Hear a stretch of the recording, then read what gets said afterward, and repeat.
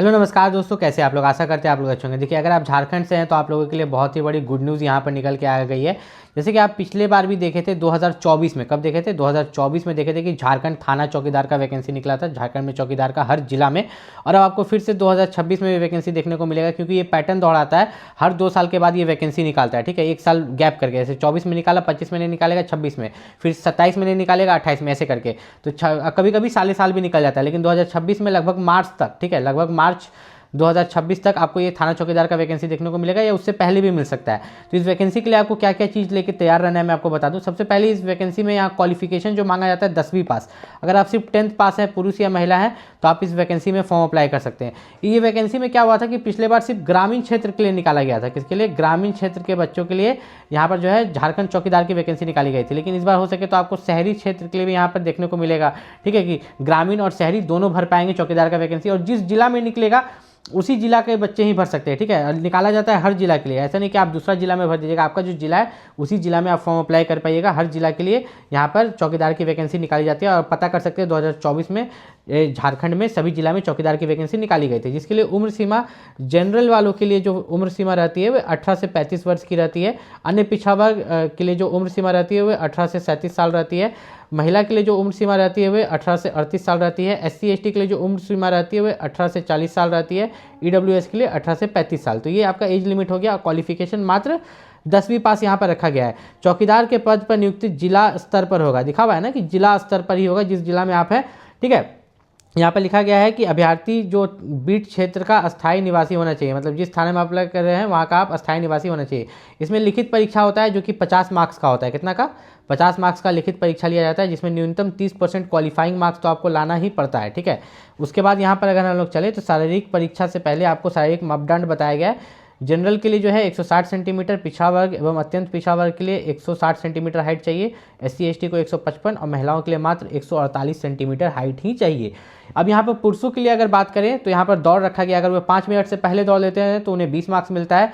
और अगर वे 6 मिनट तक दौड़ते हैं पुरुष, ठीक है, कितना? 1600 मीटर। कितना? 1600 मीटर। ठीक है, 1600 मीटर, 1 मील को 1600 मीटर बोलते हैं। तो अगर वे 6 मिनट का समय लगा देते हैं तो 10 मार्क्स उन्हें मिलता है, लेकिन 6 मिनट से अधिक समय लगाते हैं तो वे डिस्क्वालीफाई हो जाएंगे। वहीं महिलाओं के लिए भी वही 1600 मीटर का दौड़ है, जिसमें अगर महिला को 8 मिनट मिलता है, अगर वह 8 मिनट से पहले दौड़ लेती है 8 मिनट तक तो उसे 20 मार्क्स मिलेंगे। अगर महिला 10 मिनट का पूरा समय लगा देती है तो उसे मात्र 10 मार्क्स मिलेंगे। ठीक है, तो यहाँ पर फुल मार्क्स अगर आप जोड़ लें तो फुल मार्क्स आपके यहाँ इधर से 20 मार्क्स हो गए और इधर से 50 हो गए, तो टोटल 70 हो गए। ठीक है, 50 मार्क्स का आपका रिटर्न एग्जाम हो रहा है, जिसमें आपको 30 मार्क्स लाना है, और इधर जो है आपका 20 मार्क्स का आपका जो है रनिंग वनिंग हो रहा है। ठीक है, जिसमें कि आपको मिनिमम 10 मार्क्स लाना है। तो टोटल मार्क्स तो आपके हो गए 70। कितने हो गए? 70। लेकिन इस 70 में से क्या है, 50 का आपका एग्जाम है जिसमें से आपको 30 नंबर लाना है, और 20 का आपका रनिंग है जिसमें से 10 नंबर लाना है। मतलब 70 में से क्वालिफाइंग यहाँ पर इन्होंने 40 एक तरह से रख दिया। कितना रख दिया? 40 रख दिया। अब यहाँ पर चौकीदार का वेतन क्या रहता है, तो चौकीदार की जो स्टार्टिंग वेतन रहता है वो तो 30,000 के आसपास रहता है, लेकिन आप मान के चल सकते हो 25,000 प्लस जो है चौकीदार का जो है स्टार्टिंग वेतन रहता है 1800 ग्रेड पे में। कितना में? 1800 ग्रेड पे में 25,000 प्लस चौकीदार का जो है स्टार्टिंग वेतन यहाँ पर रखा जाता है। अब मेघा सूची कैसे तैयार की जाएगी? लिखित परीक्षा में प्राप्त अंक और शारीरिक जांच में प्राप्त अंक के कार्य अनुभव पर मेघा सूची को तैयार किया जाएगा। ठीक है, लिखित परीक्षा आपका 50 मार्क्स का हो रहा है और रनिंग आपका 20 मार्क्स का हो रहा है, ये हो गया 70। और कार्य अनुभव का यहाँ पर इन्होंने फिलहाल कुछ नहीं दिया है।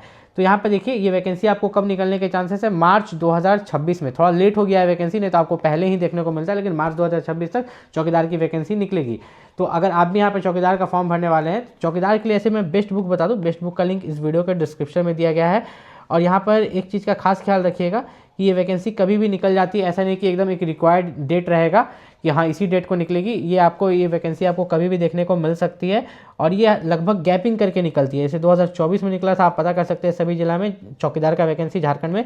अभी आपको झारखंड थाना चौकीदार हर साल वैकेंसी नहीं निकलता है। जैसे कि हमें झारखंड थाना चौकीदार का जो वैकेंसी है, ठीक है, इसको चौकीदार का वैकेंसी एक तरह से बोलते हैं, जो कि आपका 10th पास पर होता है, जो लोग 10th पास से फॉर्म भर पाते हैं। ठीक है, तो ये 2024 में निकला था। ठीक है, 2024 में वैकेंसी निकला था, जिसको सफलतापूर्वक करा भी लिया गया। झारखंड के ये हर जिले में यहाँ पर निकाला गया था। उसके बाद, ठीक है, उसके बाद 2025 में ये वैकेंसी जो है नहीं निकाला गया। ठीक, अब यहाँ पर 2026 में ये वैकेंसी आपको देखने को मिलेगी। तो इसके लिए नॉर्मल जो आप पढ़ते हैं, इसमें 50 मार्क्स का एग्जाम होता है, वही 1600 मीटर रनिंग होता है। तो झारखंड अगर आप किसी भी जॉब की तैयारी करें तो साथ साथ इसका तैयारी भी आपका हो जाएगा।